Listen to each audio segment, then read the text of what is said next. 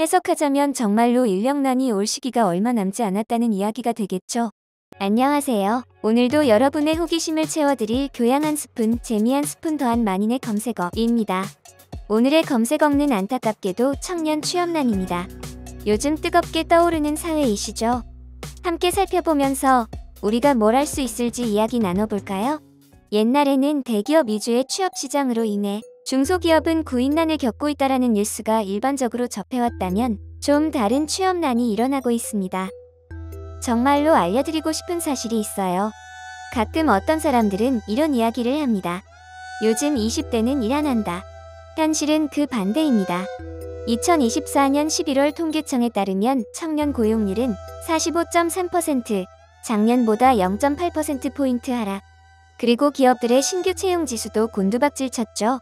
진짜로 할 일은 없는데 할 사람도 없다는 모순적인 상황입니다. 우리가 겪는 이 문제, 바로 일본이 1990년대에 이미 겪은 이야기라는 점. 1990년대 초, 일본은 버블 경제가 붕괴하면서 경제가 급격히 침체되었어요. 부동산과 주식시장의 거품이 꺼지며 기업들은 대규모 구조조정을 단행했고 신규 채용을 대폭 줄였죠. 이를 취업 빙하기라고 부르며 많은 청년들이 졸업 후 안정적인 일자리를 구하지 못했습니다. 당시 일본 정부는 이 문제를 해결하기 위해 대규모 재정 정책을 펼쳤습니다. 1993년부터 약 125조엔에 달하는 경기 부양책을 통해 공공사업을 확대하고 고용을 창출하려 했습니다. 도로, 철도 등 인프라 사업을 늘리는 데 중점을 뒀죠. 소득세를 감면하는 정책을 도입해 가계의 가처분 소득을 늘리고 소비를 활성화하려 했습니다. 총 감세액은 약 20조엔으로 국민들의 경제적 부담을 줄이는 데 큰 도움을 줬어요. 99년 일본 중앙은행은 제로금리 정책을 도입하며 기업의 대출 부담을 줄이고 경제활동을 지원했습니다. 이를 통해 기업들이 신규 채용을 다시 시작하도록 유도하려고 했죠. 이처럼 1990년대 일본 정부는 경기 부양 감세, 금융 안정화, 제로금리 정책 등을 통해 취업난을 극복하려고 했습니다. 일본은 청년 인구 감소와 고용시장의 변화 덕에 2010년대에 취업난을 해결했다고 해요. 여기서 잠깐. 일본 취업률은 과연 얼마길래 취업난을 해결했다고 할까요? 바로 98.1%. 대박이라고 생각하셨죠? 하지만 이 통계의 맹점을 짚어볼까요? 일본은 취업을 원하는 졸업생만 대상으로 통계를 내는데 이는 유학이나 창업 등은 포함하지 않는 방식입니다. 한마디로 숫자가 좋아 보이는 착시 효과란 거죠. 현재 일본은 오히려 구직난이 아니라 인력난을 겪고 있습니다. 일본의 고용률은 2025년 2월 기준 15세 이상 인구 중 취업자 비율은 61.7%를 기록하며 안정적인 수준을 유지하고 있지만 이는 노동 가능 인구의 감소로 인해 발생한 결과입니다. 이미 굳혀진 고령화와 저출산, 어떤 일을 할 때 연령의 한계가 있거나 각 연령의 자리가 명확히 필요한 자리인데 그 자리에 들어올 유능한 사람은 적고 이제는 유능하고 말고를 논하기보다 가능함에 더 무게를 두게 될 수 있다는 거죠. 산업의 발달에 영향을 줄 수 있다는 점에서 간과해선 안 되죠. 또 외국인 노동자의 수가 증가하고 있어요. 200만이 넘는 외국인 노동자가 일본에서 경제활동을 하고 있으며 이는 위에 말한 98% 정도의 취업률에도 일할 사람이 적다는 걸 의미하겠죠. 일본은 이를 해결하기 위해 정년을 늘리고 임금 격차를 줄이는 방식을 통해 노동력을 채우고 있지만 여전히 문제는 남아 있습니다. 예를 들어 물가 상승률은 3.2%인데 월급은 2.9% 오르는 현실. 결국 생존을 위한 노동이 될 수밖에 없다는 거예요. 한국은 취업난 해결을 위해 지원금 정책과 교육 정책 등 많은 노력을 하고는 있습니다. 하지만 우리가 일본과 동일하게 초고령화 사회로 접어들게 된다면, 노동 가능 인구의 급격한 감소를 겪게 된다면 그 다음 겪어야 할 인력난에는 어떤 준비를 하고 있을까요? 고용노동부 보도자료에 따르면 2028년부터 본격적 노동력 감소로 취업자 감소 2032년까지 추가 필요 인력은 89.4만 명이 필요할 거란 보도가 나온 적이 있어요.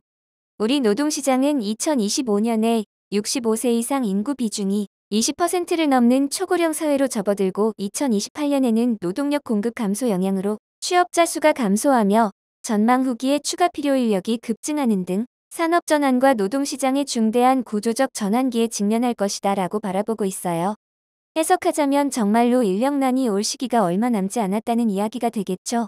일본은 취업난이 시작된 기점부터 인력난을 겪는 시대의 시작점까지 20년 정도의 시간이 지났지만 한국의 인구 변화 추세는 일본을 앞선다는 위험한 모습을 보여주고 있는 만큼 이제는 10년, 20년을 내다보는 시각이 필요하다 생각했습니다.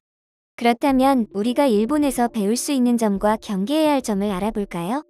먼저 일본이 인력난 문제를 해결하기 위해 취한 몇 가지 정책들을 주목할 필요가 있습니다.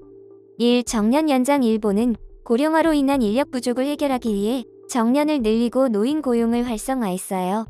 이를 통해 고령층이 경제활동에 계속 참여할 수 있도록 유도했죠. 2. 외국인 노동자 활용. 일본은 외국인 노동자 정책을 적극적으로 추진하며 약 204만 명의 외국인 노동자가 일본 내에서 일하고 있습니다. 한국도 국제화를 통해 인력난을 해결할 방안을 고민해봐야 하는 부분입니다. 하지만 반드시 또 경계해야 할 점도 있어요. 저는 이게 더 무섭더라고요. 바로 고용의 질입니다. 일본의 임금 상승률은 물가 상승률과 비슷하지만 여전히 실제 체감 임금은 낮은 상황이에요.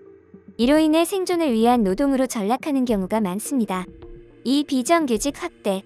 일본 노동시장의 비정규직 비율은 약 37%로 상당히 높은 편인데요. 이는 청년층의 불안정한 고용 환경을 초래합니다.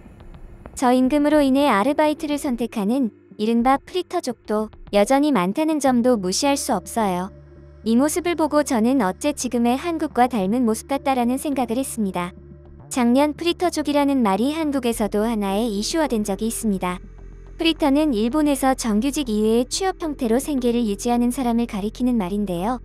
하루 중 근무 시간이 일정하다는 것은 프리랜서와 공통점이지만 자신의 근무 시간을 선택, 조정할 수 없다는 점에서는 프리랜서와는 다소 다른 근무 형태를 보이는 사람들입니다. 프리터족의 하나의 문제는 불명확한 미래라고 할 수 있어요. 오늘을 살 돈은 벌 수 있지만 5년, 10년 뒤에는 취업시장에서 매력도가 떨어지는 불상사가 일어날 수 있거든요. 이런 현상에 취업의 질이 큰 영향을 차지하는 만큼 한국은 일자리의 양뿐만 아니라 질도 함께 고려해야 할 것입니다. 취업률을 올리는 정책, 아니면 일자리의 질을 높이는 방향, 아니면 새로운 방법, 선택은 우리 대한민국에 달려 있습니다. 그리고 그 대한민국을 바치고 살고 있는 우리 국민들의 선택에 달렸다 볼 수 있어요. 아는 것이 힘이 되는 시대를 살고 있습니다. 정치와 나라에 대한 고민을 국민들이 가장 깊게 했을 때 정치가 국민을 두려워하고 우리가 정치를 존중할 수 있는 세상이 되지 않을까 하는 생각이 듭니다. 여러분, 어떤 방법이 좋을지 댓글로 남겨주세요. 함께 고민해봐요. 오늘도 저와 함께 해주셔서 감사합니다. 구독, 좋아요는 사랑입니다. 다음 주에는 더 흥미로운 주제로 돌아올게요. 안녕히 계세요.